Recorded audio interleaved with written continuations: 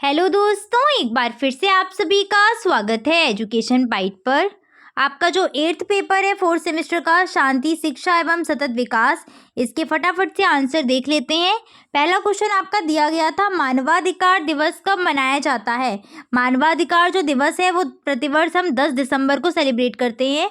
Next है आपका, संयुक्त राष्ट्र संघ की स्थापना हुई थी। प्रीवियस ईयर क्वेश्चन से ही आ गया है आपका, ये तो 24 अक्टूबर 1945 में हुई थी। आपको लास्ट क्लास में ये बताया भी था, जो आपकी प्रीवियस ईयर वाली मैंने जो एमसीक्यू की क्लास ली थी वहाँ पर ये क्वेश्चन मिला था। नेक्स्ट क्वेश्चन है आपका, प्रतिगमन का अर्थ होता है। प्रतिगमन का मतलब होता है गमन मीन्स क्या होता है, जाना। प्रतिगमन उसका उल्टा यानी कि वापस लौट के आना।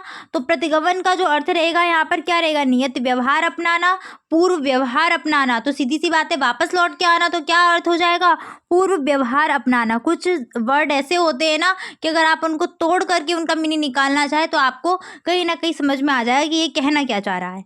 नेक्स्ट क्वेश्चन है आपका, भावात्मक एकता समिति 1961 के अध्यक्ष कौन थे। तो ये भी क्वेश्चन आपका प्रीवियस ईयर पेपर से ही आया है। एमसीक्यू की जो मैंने क्लास ली थी उसमें ये क्वेश्चन मिला भी था।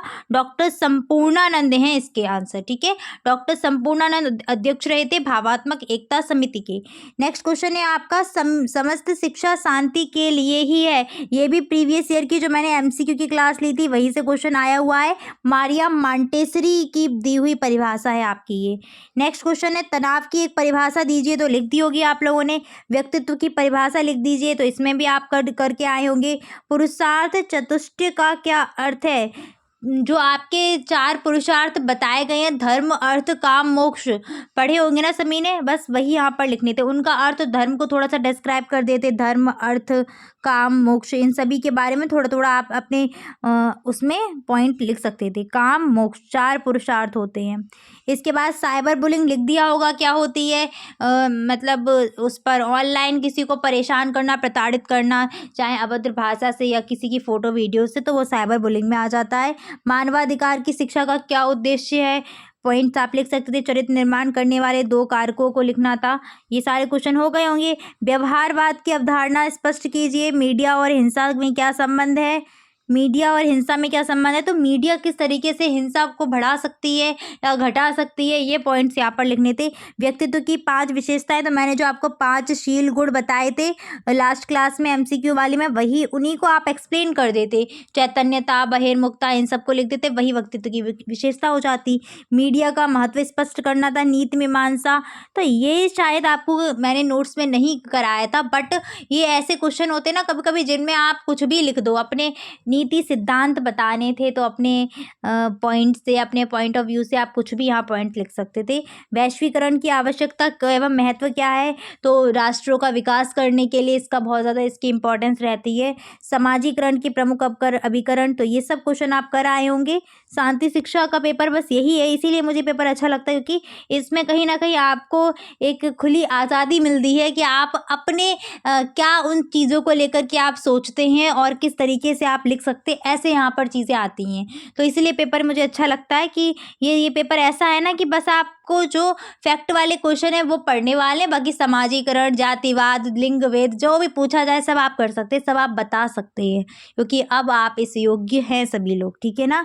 टीचर बनने जा रहे हैं तो इतनी क्षमता है आप सभी के अंदर कि ये सारी चीज़ें आप अपने उसमें, क्योंकि आपका पॉइंट सभी जानना चाहते हैं। कल को आप टीचर बनेंगे, बच्चों को शिक्षित करेंगे, तो सीधी सी बात है इन चीज़ों के बारे में आपकी क्या राय रहती है, तो वही जानने का, इसीलिए लास्ट पेपर आपका 4th सेमेस्टर में आया हुआ है। तो पेपर उम्मीद है आप सभी के अच्छे रहे होंगे। पेपर लगभग आपके सभी के समाप्त भी हो चुके हैं और खूब एंजॉय कर रहे होंगे, इसीलिए मैंने कल डिस्टर्ब करने की कोशिश भी नहीं की थी। बस आप लोग के कमेंट आ रहे थे इसलिए मैंने आप सभी को जो आपके आंसर थे वो करवा दिए हैं। अब जो भी आगे की स्ट्रेटजी रहेगी, किस तरीके से आपको टेट की प्रिपरेशन करनी है, सी टेट की क्या रहेगा। सी टेट का तो मोस्टली सभी बच्चों ने दिया भी होगा एग्ज़ाम।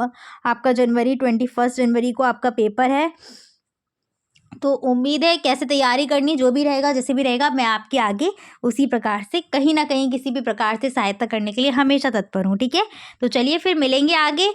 रिजल्ट का इंतज़ार करते रहिए और परेशान नहीं हुई। जो चीज़ें हो गई हैं, अच्छा पेपर हुआ, ख़राब पेपर हुआ, ये चीज़ गलत हुई, वो रह गया, वो छूट गया, ये सब मत सोचा करिए। ठीक है, जो हो गया वो हो गया, अब आपके बस में ये सब चीज़ें नहीं है। अब जब कॉपी चेक होगी, जो आंसर आएंगे, जो मार्क्स आएंगे, वो आपको आपके रिजल्ट के थ्रू आपको पता चल जाएंगे। तो उन सब के लिए परेशान नहीं होइए। फिलहाल आगे जो आपका पेपर है सीटेट का, अगर पेपर आपने, वैसे तो सभी ने 4th सेमेस्टर वाले सभी ने फिल किया होगा सीटेट का पेपर, तो फोकस करिए उस पर। टारगेट अपना जो भी मार्क्स आपने बना रखे हो उसको अचीव करिए। उसके बाद फिर आपको सीटेट जनवरी में देखने को मिलेगा। टेट की तो अभी गारंटी कुछ ली नहीं जा सकती कब मिलेगा, लेकिन हाँ उम्मीद है कि नया शिक्षा आयोग जो गठित हुआ है, तो उम्मीद है कि इलेक्शन के बाद आपको देखने को मिल सकता है। तो जो भी आपके एग्ज़ाम है उनकी प्रिपरेशन में लगे रहिए। Thanks for watching.